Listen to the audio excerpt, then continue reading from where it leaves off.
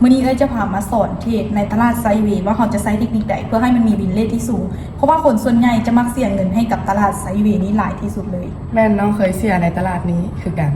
แม่นบอกแม่นมาเดี๋ยวมาแชร์เทคนิคให้แบ่งปันความรู้ให้เนาะแล้วน้องก็ลองเอาไปปรับไซด์เบิ่งเนาะว่ามันจะไซด์ได้ผลบ่ในสิ่งที่แนะนำไป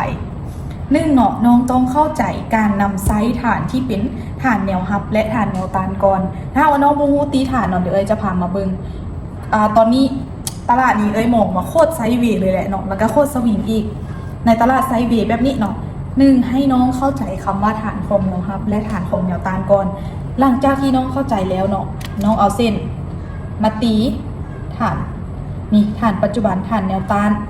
ด้านลุ่มนี่ก็จะเป็นในส่วนของฐานแนวรับเนาะน้องสังเกตเห็นบ่ว่าเป็นอย่างคือตีโซนนี้เนาะเนื่องจากว่าโซนนี้เป็นโซนราคาหนึ่งที่กราฟเนาะมันแลนอยู่ในกรอบราคานี้เนาะมันแลนอยู่ในกรอบราคานี้น้องเห็นบ่มันขึ้นไปทดสอบจุดที่1เนาะเป็นจุดที่มันเริ่มสร้างฐานเลยจุดนี้เพราะว่ามันเป็นตลาดปัจจุบันนี้เนาะเพราะว่าในอดีตมันเป็นเทรนด์ขาลงเด้ฉะนั้นเราจะต้องมาวิเคราะห์ในตลาดปัจจุบันและโซนนี้เป็นโซนที่2ที่มันขึ้นมาทดสอบราคาแต่ว่ามันขึ้นมาน้องเห็นบ่ว่าไส้เทียนที่มันกดลงนี่นะมันบ่งบอกว่ามันยังบ่สามารถผ่านราคานี้ขึ้นไปได้และในระหว่างนั้นเนาะมันมีแฮงขายที่กดโตลงมาแบบนี้เนาะในลักษณะนี้ก็คือแปลว่าในจุดเนี่ยเขาสามารถตีเป็นฐานของแนวต้านได้และมาเบิ่งในจุดที่3คือจุดปัจจุบันเนาะที่มันขึ้นมาทดสอบแต่ว่ามันก็บ่สามารถที่จะผ่านฐานขึ้นไปได้เทื่อเห็นบอกขึ้นไปแล้วก็มีแฮงขายที่ทุบลงมาหรือผลักดันราคาลงมาค่อนข้างแฮงเนาะในโซนนี้แปลว่าอย่างบ่ผ่านเทื่อเนาะวิธีการเข้าหาตามฐานของแนวต้านก็คือเวลาที่กราฟตามฐานแนวต้านของด้านถึงเนาะที่มีการขึ้นไปทดสอบราคาเราจะเข้าขายส่วนฐานของแนวรับก็คือกันนี่มันจะสลับกันเนาะเวลาที่กราฟลงมาทดสอบราคาเห็นบอก3จุดที่ลงมาตามที่ลูกศรไว้นี่เนาะแต่ว่าก็ยังบ่สามารถที่จะผ่านราคาลงมาได้หรือผลักดันราคาลงมาได้ถ้าหากว่ามันลงมาทดสอบถึง2เทื่อ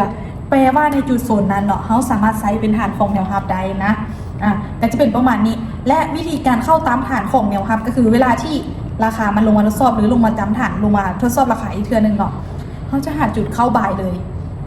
เนาะอันนี้เป็นวิธีการหาจุดเข้าออเดอร์ในไซด์เวย์เทคนิคที่1เนาะและเทคนิคที่2เนาะเทคนิคที่2เราจะนับแท่งเทียนในการลิ้นเนาะ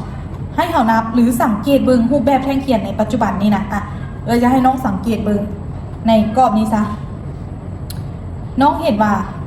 แท่งสีใดมันหลายกว่ากันแท่งสีเขียวแมนเนาะแท่งสีเขียวมันหลายกว่ากันและน้องมานับเบิ่งผลออกน้องนับนี่เนาะ1แท่งออกอย่าง1แท่งสีนี้ออกอย่างออกซื้อแม่นบ่แล้วนี่ก็ซื้อ2ขาย1คือเขาจะบ่า1แท่งนับเนาะการนับแท่งเขาจะนับแต่แท่งที่เป็นผลออกตอนนี้ซื้อเท่าไหร่ซื้อ1ซื้อ2ขาย1เนาะแล้วก็ซื้อ3ขาย2แล้วก็ซื้อ4ซื้อ5ซื้อ6ขาย3เนาะซื้อ7ก็คือออกเขียวอยู่8ไม้ติดแต่ว่าปิดเซลล์เพียงแค่3ออเดอร์แปลว่าในฝั่งนี้ถ้าว่าเราลิ้นฝั่งบ่ายเราจะได้เปรียบเป็นบอกฉะนั้นแนะนำให้น้องในโซนนี้นะเนาะให้น้องลิ้นฝั่งบ่ายเนาะถ้าว่าน้องจะลิ้นในไซด์เวย์เนาะให้น้องลิ้นฝั่งบ่ายมัน2-3ออเดอร์เนาะถ้าว่าวินแม่นเราจะหยุดเทรดทันทีเลยตลาดโซนนี้สวิงอยู่เราบ่คาดหวังเรากับบ่ผิดหวังเนาะเราบริหารถึงให้ได้เรามีเทคนิคแล้วเราต้องบริหารถึงโอเคออเดอร์นี้ผ่านเนาะออเดอร์นี้เราจะไปอยู่เก่าเป็นออเดอร์ที่3MACD ตัดลงเนาะแท่งเทียนอยู่ด้านลุ่มของเส้น EMA เราต้องเบิ่งหลายๆปัจจัยเข้าช่วยเนาะโอเคในออเดอร์นี้จะขายเด้อเพราะว่าจะใช้เทคนิคของ MACD แล้วก็แท่งเทียนพาดตัดกับเส้น EMA เนาะที่สอนไปในคลิปวิดีโอที่แล้วเนาะเบิ่งกันเนาะว่าออเดอร์นี้เราจะวินบ่เพราะว่าเราต้องอิงใส่รูปแบบของตลาดเป็นหลักเนาะตลาดปัจจุบัน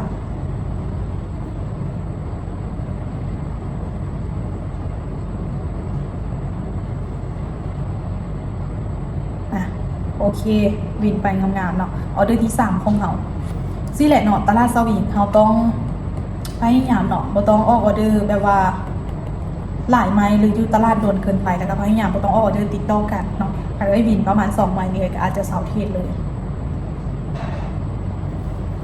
อืมในลักษณะออเดอร์นี้เนาะเราจะขายต่อเด้อเพราะว่าอย่างแท่งเทียนเนาะที่มีการผลักดันราคาขึ้นไป แต่ว่าอย่างบ่ผ่านเส้น EMA ขึ้นไปเถอะขึ้นไปต่ำจุดเก้าเนาะเห็นบอแท่งเทียนสีแดงเป็นจุดเก้าที่มันขึ้นไปเคยต่ำและในแท่งลอท่าขึ้นไปต่ำอีกเนาะมันก็มีแท่งขายที่กดราคาลงมาเรื่อยๆแบบนี้นะในออเดอร์นี้ให้น้องอิงใส่ปัจจัยในการเข้าเซลล์เพราะว่ามันจะมีอัตราบิลเลทที่มันสูงกว่าเนาะให้น้องจือตัวนี้ไว้เนาะเพราะว่าในอนาคตเชื่อว่าน้องจะสามารถนำเอาไปสร้างกำไรได้เนาะมื้อนี้กะเก็บกำไรซ้ำนี้ไปก่อนเนาะเดี๋ยวเจอกันในมื้อต่อไปน้องพอเข้าใจบ่สำหรับบทเรียนมื้อนี้ พอเข้าใจ น้องเอาไปฝึกไซส์ในบัญชีทดลองก่อนเนาะถ้าหากว่ายังเป็นมือใหม่โอเคน้องก็จะมีประมาณนี้